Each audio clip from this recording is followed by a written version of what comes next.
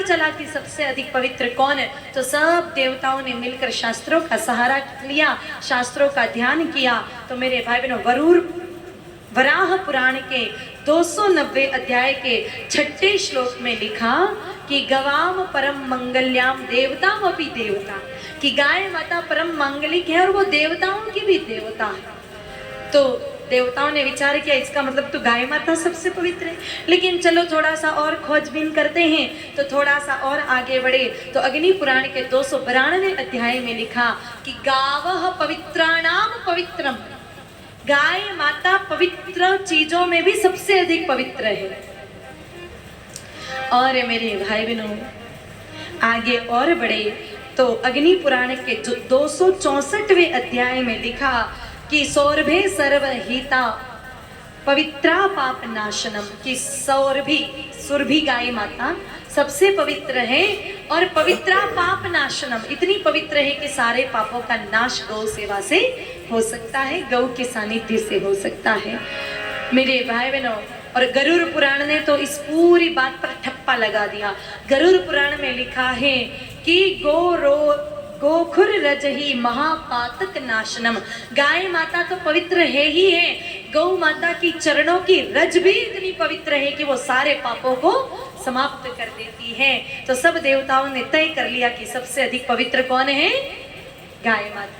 और ये बात बिल्कुल सत्य है, इस संसार में सबसे अधिक पवित्र अगर कोई है तो वो गाय माता है। कैसे? मैं आपको 2 उदाहरण बता रही हूँ, गौ माता के पवित्रता के 2 प्रमाण बता रही हूँ, ध्यान से सुनना। सबसे पहला प्रमाण देखिए, आप लोगों को जब लगे कि आप अपवित्र हो गए, किसी अपवित्र वस्तु का स्पर्श कर लिया, किसी अपवित्र व्यक्ति का स्पर्श कर लिया, तो ऐसे में आप सामान्यतः पवित्र होने के लिए क्या करते हैं? स्नान करते हैं। साधारण चीज है कि भाई हमें लग रहा है कि नहीं हम थोड़ा अपवित्र हो गए, तो हम सबसे पहले स्नान करते हैं।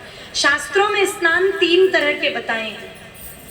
सबसे पहला स्नान होता है मेरे भाई बहनों, उसको कहते हैं वारुण्य स्नान। दूसरा होता है आग्नेय स्नान और तीसरा होता है वायव्य स्नान।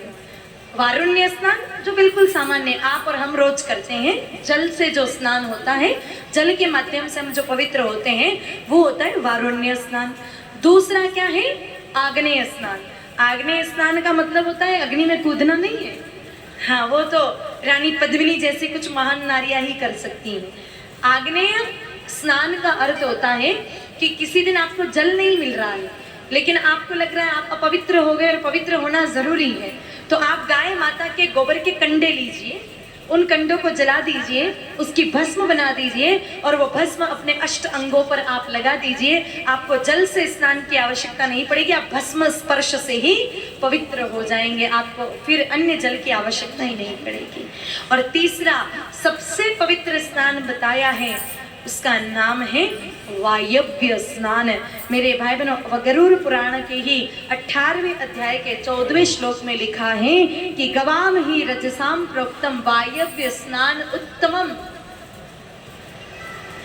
वायव्य स्नान किसको कहते हैं? आपको कोई अनुष्ठान करना है, पूजा करनी है, पाठ करना है, आपको जल नहीं मिल रहा है, आपको उस स्थान पर हो सकता है कि भस्म भी नहीं मिल रही है, तो हम कैसे स्नान करें? तो आपको कहीं गाय माता दिखे, उन देसी गौ माता के, भारतीय वेद लक्षणा गाय माता के, जहाँ गौ माता आगे आगे चल रही हैं, आप थोड़ा 10-15 कदम उनके पीछे पीछे चलना प्रारंभ कर दो।